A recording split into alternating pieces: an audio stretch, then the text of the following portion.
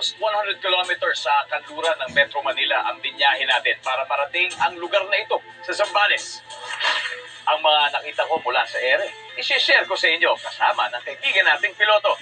Kung ang ginawa ng helicopter natin ay the climb, nauso naman sa tuhon ang the plunge. At para sa lubungin ang bagong taon, may bago tayong wildlife series na Wild Family Ties. Usapan at galawang pamilya, pero hindi lang ito drama. May action, comedy at romance pa. Mga Flying Dragon, sa simpleng senyasan, nagkaintindihan.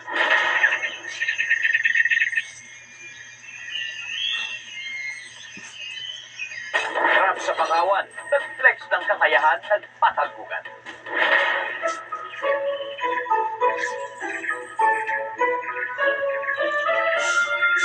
Mga pagong na lalaki pag na-inlove, todo nagiging Mr. Romantico.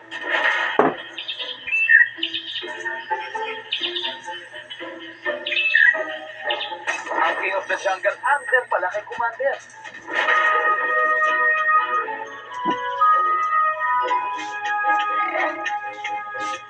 Lalaking taga, nag-iingay pag may balak.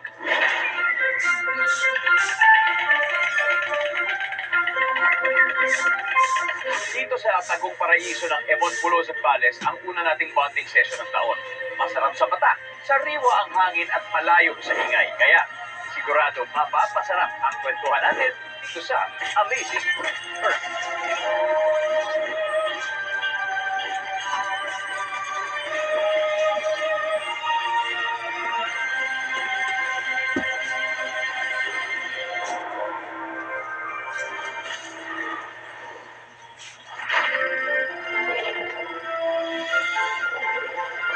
Gusto niyo bang swertihin sa Love Life Game 2024? Kung ako sa inyo, gayahin niyo ang galawan ng mga poging bida na ipakikilala ko sa inyo. Silang dahilan kung bakit ang daming tinatabla ng pana ni Cupido sa kwento Amazing number 5. Can't help falling in love with you. Walang taong makakabuo ng pamilya ng basta-basta. Maraming hampang na kailangan pagdaanan. Ganon din sa Animal Kingdom. Silipin natin kung paano nag-i-love ang mga hayop. Subukan natin sagutin ang mga tanong na anong pick-up line sa magbenta? Paano malalaman kung siya na ba ang the one? At saka, may forever ba ang pag-ibigan sa Animal Kingdom? Ito ang Wild Family Ties.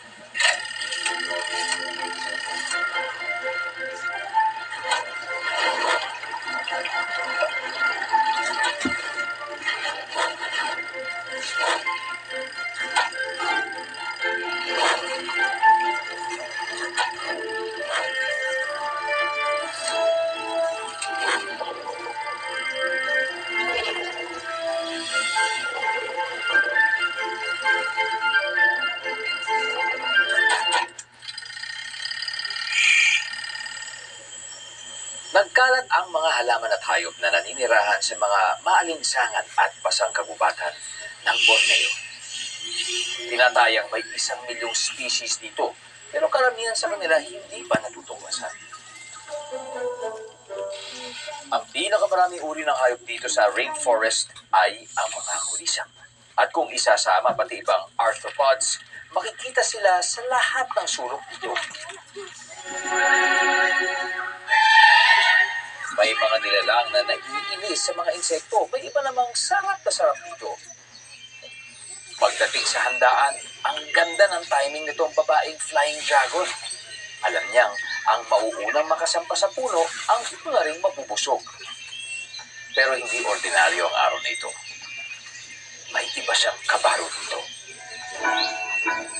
Sa kabilang puno, abangers ang lalaking flying lizard o Draco. At para mapansin, ilalabas na niya ang tinatagong alas, ang julap. Malapad na palat sa ilalim ng baba. Pwede itong ipuklat at itago, pangmarka ng teritoryo, pang-akit ng kabiyak na puso. Bumenta ang paandar ni lalaki. Napunta tuloy sa kanya ang atensyon ni babae. Nakalimutan na ang gutom sa bike exit. Tama yan. Naghanap sila ng privacy. bird's eye view ng mga dinaanan namin kanina habang nakatsara. Maraming klase ng hayop sa mga mangroves o bakawan. At pag nagsisiksikan, siguradong mag-aagawan yan sa teritoryo, pagkain o asawa. Kaya para manalo, ang modus ng iba ay i-flex ang pagkamasyulado. Masindak na ang masindak sa kwento amazing number 4. I want to be macho man. Sa mga dalampasigan, sa isla ng Borneo matatagpuan ang katangi-tanging natural habitat, mangroves o mga bakawan. Dahil sa high tide at low tide, ilang oras nakababad sa tubig alak ang lahat ng nandito. Mahirap para sa mga puno na mabuhay pag ganitong maalat at mamasa-masa ang kapaligiran. Ibahin mo ang mangrove trees. Sobrang astig ng kanilang mga ugat o pneumatophores. Mataas kung tumubo, kaya nakakasagat ng oxygen mula sa hangin. Tuwing high tide, aakit ang mga hayop sa taas ng mga puno. Abang-abang lang nila hanggang pwede na bumaba.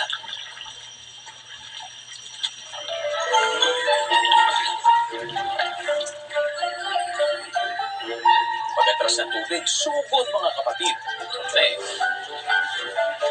Ang macaques, susuyurin ang buong aplaya, alang-alang sa paborito nila, crabs.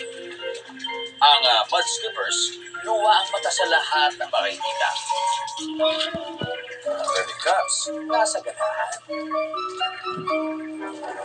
Kahit Bornean bearded pigs, magsusulputan dahil lumaki ang lupa. Meron din mga mailap, hindi agad-agad lumalabas. Fiddler crabs. Pag wala ng antok, sisimulan na nila ang nakagawiang ritual, ang claw dance. Pandepensa ito at pansindak sa ibang kalalakihan. Pero, nakadadagdag din ng poke points. Kaya lang minsan parang ang gulo ng mga kilos nila.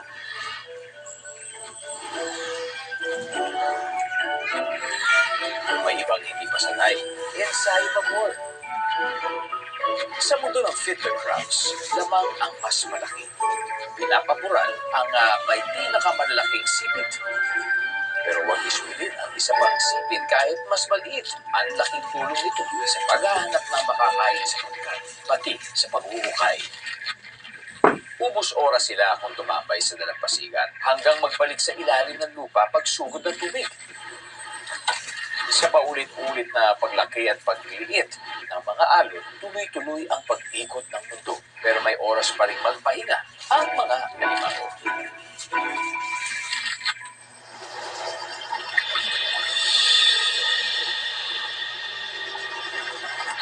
Bihira ang pagkakataong makasakay ng helicopter kahit na sino. Pwede na lang siguro kung presidente ka o kaya milyonaryo.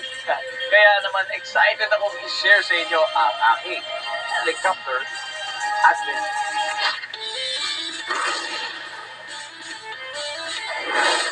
Welcome to Amazing Earth, aking kaibigan at isang motorsport enthusiast at ngayon ay isang helicopter pilot or captain. Walang iba kundi si Captain Raymond Ronquillo. Hello, Cap. Welcome to Amazing Earth. Welcome. Cap Raymond, ilang taon ka naman nagpapalipad ng helicopter? Mga 12 years na. 12 years? Yes, 12 years. Ako kasi, first time kong dinaanan yung dinaanan natin kanina, yung ruta na yun. I'm sure madalas yung ruta mong papunta dito sa Imonggulo. May helicopter siya. Pag alis mo ng airport, meron kayong iikutan talaga. At ano yung mga provincial na daanan natin? Pag mula naman From Manila Bay galing tayo. Manila Bay, tapos nadadaanan natin yung gilid ng Malabon. Tapos dadaan tayo sa Bulacan.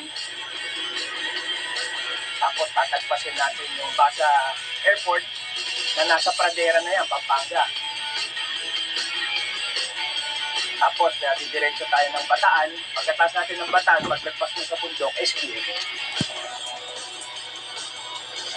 Sambales na yan. Dami natin na ito. Oo, So kung nangyari, mula Manila, papuntang Imonggulo, sa Subic muna. Diba? So mga sabihin natin, 2 hours yun from Manila. Yes, 2 hours. Oh. Sa helicopter, ilang minutes na natin. Ano lang tayo, pagka, may tinatawag kasi pag tailwind, tinutulak tayo.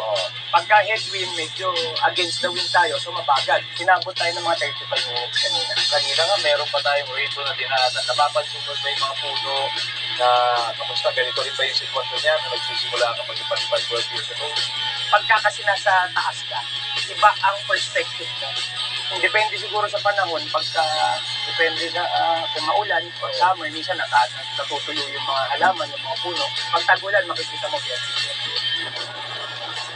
So yung flight altitude natin, nasa around 1,000. 1,000 rin tayo. Dapat. Yes. Actually, ang legal na lipad is 600 to 700. Pero pag talagang gusto mong safe, para wala kang tamaan, sa 1,000. Maraming salamat. Napakagandang adventure na ibigay mo sa amin ngayon dito sa Amazing Earth. First time po, and I'm sure yung mga manonood, parang dinala na rin natin sila ngayon yung patawid. Kaya Cap, Raymond Rogilo, Thank you, Dong. Maraming salamat. Thank you. And more power to Emon Thank you. Pulo. Thank you. Thank you very much. Sa mga nagsasabing macho sila sa Chocolate Hills, world class, di ba? Pero sa mga mahilig sa extreme adventures, ang probinsyang ito ay meron ding pasyalang kinatatakutan. Pero, hindi na.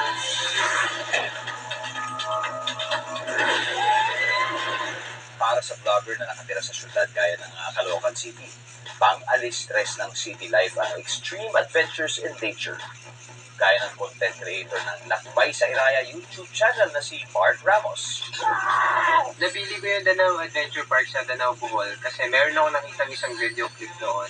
So sabi ko sa sarili ko, gusto ko siyang itry kasi ganito talaga yung mga extreme activities and adrenaline rush na hinahanap ko. Pero bago magbuwis buhay, nag-warm up muna si Bart.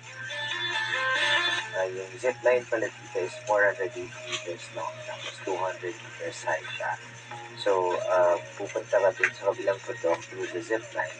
Hindi ko ba na-try mag-zipline before? Ito yung pinakaunang beses na na-try ko yung ganitong klase ng nang nag-start na akong lumusong, grabe. Tapos natatanaw ko na kung gaano ako kataas o gaano kalalim yung babagsakan mo. Halo-halong pakiramdam. Nandun yung kinakabahan ka, natatakot, papawisan ka ng malamig. Kung makikita mo naman yung mga puno dun sa baba, tapos may mahabang ilog sa pagitan ng dalawang bundok. Aklat yan. Ito na, ang main event. Tinay ko na yung The Plunge. Isa to sa mga pinakasikat na tourist attraction dito sa Danao Adventure Park. This is not for the faint-hearted people.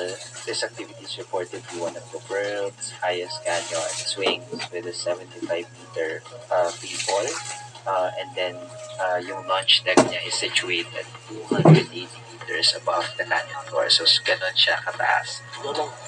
In many full of grace, the Lord is with you. Magbaba yung baha pag hindi ko sinasabi yung baha. Bakit? Ilandaan yung baba, dandaan. Kuya, wait lang. Wait lang, kuya. Uno, man, the way. Kuya.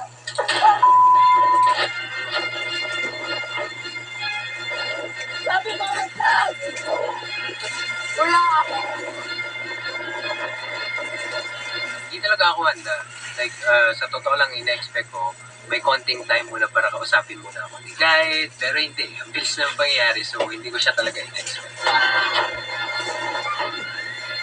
Ibang klaseng adrenaline rush yung naramdaman ko dito sa activity na to. Although after naman ng free fall, sobrang nakaka-enjoy na yung point na siniswing ka na lang ng slide for about mga 5 minutes.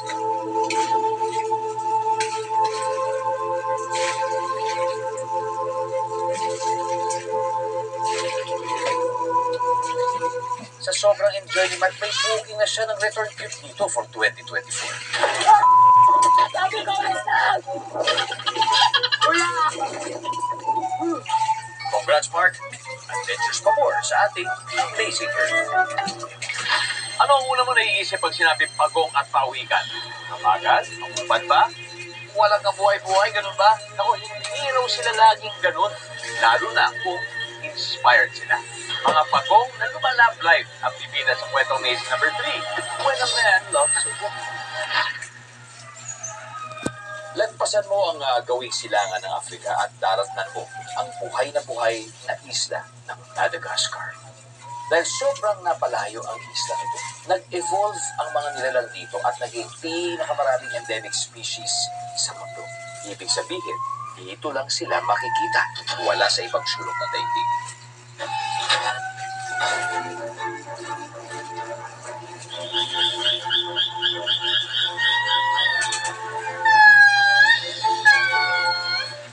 Sobrang cute sa katimugan ng Madagascar, pero kahit na gano'n, namamayagpag ang mga halaman at hayop dito. Matinik na lang.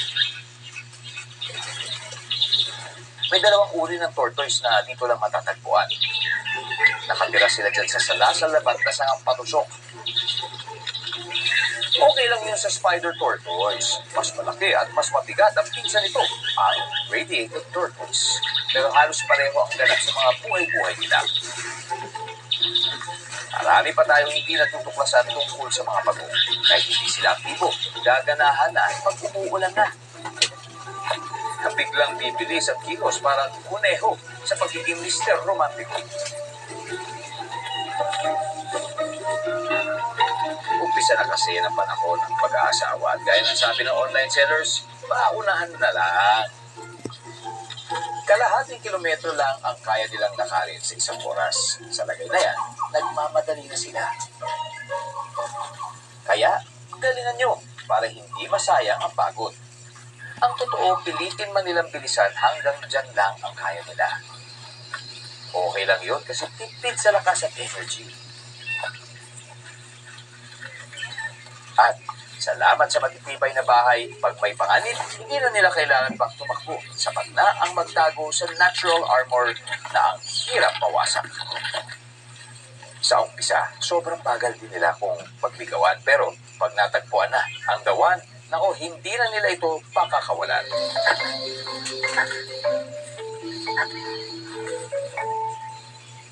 Kaya lang, ang mga babae pihikan, sobrang sigurista. Dapat makita daw ang forever nila. Nakailang subok na ang lalaking spider tortoise, pero wala talaga. Mas maswerte yung radiated tortoise. Minsan, habang nagtatalik, napapalakas ang puwersa ni lalaki, kaya napapasag ang shell ni babae. Hinahinay lang pare. At may mga nakakatagpo ng kanilang forever. Meron ding mga better luck next time. Abang-abang na lang hanggang sa susunod na panahon ng pag-aasawa. Sa isang taon ulit. Mga leon, ang trip daw ay